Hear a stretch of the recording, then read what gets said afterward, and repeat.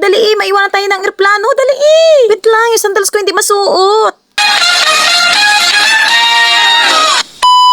Kagaling ko nga ni sa bayan, ay di ni ako nagdiretso sa mangyan. Agad inabot sa akin ni Kuya Caminero yung gin at tang. Napaisip tuloy ako kung anong agawin ko din eh. Iring si Gina, sabi niya, timplahin ko na. Kasama pati iring yelo. Bago ang lahat, shoutout muna iring bagong dating si Batang Magpogenyo. Kasama si Kuya Arik at si Vincent Go. At nairin na nga ni akala ko ay nakakapangit ang paghitsura kapag nag-inom ng gin, pati pala pagbukas nakakapangit din. Malaking scam yung sabi nakakaganda daw ang gin bilog na yan ay bulaan. Kabulaan kayo. Hindi naman talaga ako mag-iinom, pero sa pulutan, mabilis ako. At irita po nga tinakta ko na ang gin. Ay naku, hindi ko na sinindihan yan. Bahala kayo magturikot dyan. Akala ko ba ay Skypix lang ang pampalakas ng loob. Pampalakas din pala ng loob ang juice na tinimpla na may kasamang bilog. Back to video again. At shout out kay Ate Karen. Yung mga oras na yung pala nga niya, alas 12 na ng tanghali at diningani kami sa mangyan, nagkita-kita para sabay-sabay na pumunta sa Santa Cruz. Din na rin nga ni kami nagtanghali. Salamat pala nga ni isa naglibre ng Royal at Coke. Ay si Kuya Russell Wari yun.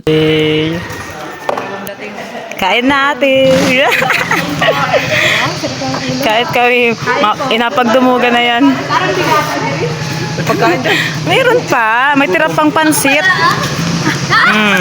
Pagkatapos nga ng tanghalian at alauna na, ay dali-dali na kami nagbihis ni Gina at meron pa nga isa sa amin na nagsabi, baka naman kayo galigo pa niyan. Ay kami nagligo na, halata baga kami hindi nagligo, grabe naman yan. Oops, outfit check, ganda-gandahan, sarap-sarapan. At anong pakulo yan, patabo-tabo ng kamay, hindi naman nagawa pagdating ng Santa Cruz. Sa mga hindi pala nga nakakaalam, ay mapunta kami nga ng Santa Cruz. Isa nga ni kami sa naimbitahan na mag-perform sa birthday sa kaarawan ni Doña Ems. At syempre, for the go ang inyong karibon. Minsan lang nga ni Eri sa buong buhay ko, kaya tara, let's go na yan. Nauna na nga ni ang mga kasama namin at kami na lamang ang naiwan din ni. Hinintay pa nga namin si Gina dahil bumalik siya sa bahay at talaga namang nalabit ang kanyang sandalyas. Ay awan ko ang nahagilap niya at eri na nga ni po nagtatakbo ng maigi at ang suot-suot nga niya ay sapatos. Ay kaninong sapatos yan? Maigi na lamang at mayroon.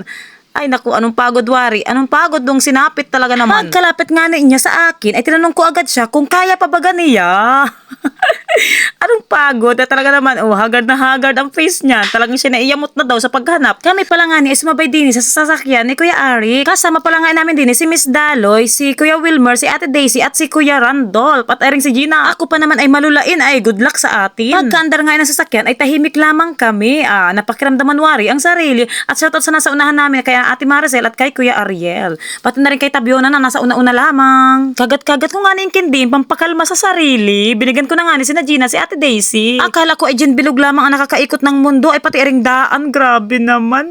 Sobrang ganda ng tanawin pero yung sikmura ko gusto nang bumaliktad. Grabe naman yan. First time ko nga ni makarating din sa Santa Cruz at talagang ako'y muling bayat naman. Awang kung nasaang lugar na kami. Gustong gusto ko na nga itanong malayo pa baga. Iri na nga yung dadaan na naming tulay na nagabaha daw. At iri na pala nga ni. Wow, namangha ako sa napakalaking bahay. Parang mansyon. At talaga namang ang daming pila. Alas 2 pala ang yan talaga. Pero tambak na ang pila. Grabe. Kung pwede lang talaga tumalon ay ginawa ko na. Pero kahit napapasok ka, napaselfie pa yan. Dini nga ni kami madayo ng paglukat. Siguro mataas ang presyo dini. Shoutout sa nag-iisang Miss Daloy at shoutout sa mga kasamahan namin dini. Talaga naman selfie muna hanggat fresh. Shoutout kay Ate Del. Busy yarn. Kanya-kanya man ding labas ng cellphone. At iring si Madam Kurimasag tawa ng tawa. Kaway-kaway kayong lahat. Hello po everyone. Ang haba pa pala. Oy, abo na pwede naman yan. Si Ate Rock. Kapag pala ako dito sa mama, masaya.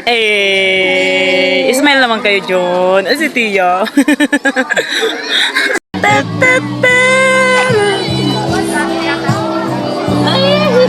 Hello po. Kaway-kaway kayo. Hi! Sino yun? Adun sila! Hi! Hello. Ang laking wow! Malapalasyo pala talaga ang bahay ni Doña Ems. Grabe! Ay! Ay! Ang cute! Di ba nag-ano naman kalakay? Tuwang-tuwa nga ni kami habang nanood at habang nag-selfie si na Miss Daloy pati ang kanyang fans. Wow, nakakatuwa talaga. Ang cute tingnan. Grabe, ba talaga kapag sikat? Wow. Nakakatuwa talagang tingnan kapag marami nakakakilala sa iyo.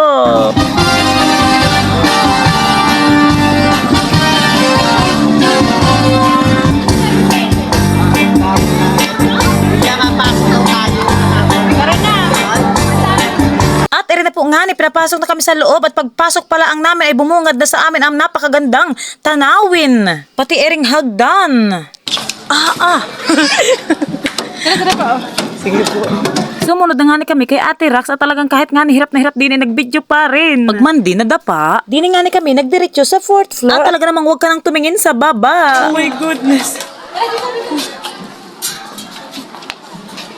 Ay! Pagpasok nga namin din sa loob ay birding tanawin ang aming natanawan. Ay grabe, ang ganda din ni. Ang ganda ng view. Ang ganda. Wow, malaberde lahat. Huwag ka tumingin sa baba at nakakahilo. Kamusta ang pag-akyat sa 4th floor? Halhal man din. Halhal ay. At rin na nga niya ang inahintay ng lahat.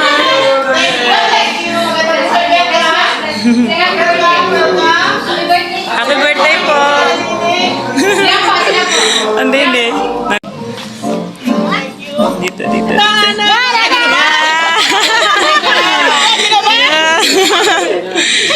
Wala ka ng Team Santa Cruz. Talo na sila.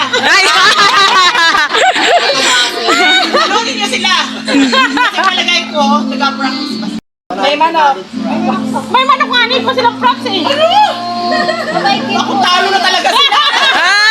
Team Santa Cruz, sorry ah. Nauna sila, panalo na sila. Huwag na kayo lumaban. At isa-isa nga ni kami nag-selfie. At sa mga oras na yan nga ni, ay kami ay isa-isa nag-selfie din ni kay Doña Ems. At talagang medyo nahihiya nga ni ako. At ako ay medyo pawis-pawisan na. Pero maigi na lamang at mabango pa din. Charot. Sa dami ng photographer din eh, talaga naman nagkalat ang aming mukha at kapati kay Kuya Caminero ay may picture kami. Grabe yan. Sa di inaasahan nga ni ay pating aking cellphone ay excited masyado. Napindot na agad ay hindi pa naman inapindot. Grabe. Kaya naman pala full storage agad ay. Shoutout pala nga ni kay Tia Tinderella na talaga naman nakangising maigi yan. At irin nga ni kami nga nag-picture lamang ay nakikilig ng aking tuhod eh. Nakakahiya ba ya? Akala ko nga ay matangkad na kami ni Gina ay mas matangkad pa pala si Doña M sa amin. Bago nga na siya umalis, sinabi niya na magadala daw ng pizza din eh. Grabe naman yan. Piling umaha. Dito po mga vlogger. Parang nahiya pa yun. Ay, ang hot. Ang hot. Pagkatapos nga namin magpicturan at mag-tiktok, ay pinababa muna kami dahil mamimigay na daw ng blessing si Doña M. At syempre baka maambunan ay kami ay ngani ay bumaba na din at para naman ba naman kaming artista din eh. Anong dami nagkaway-kaway oh. Syempre hanggang dito na lang muna at abangan nyo ang part 2. Love you, bye!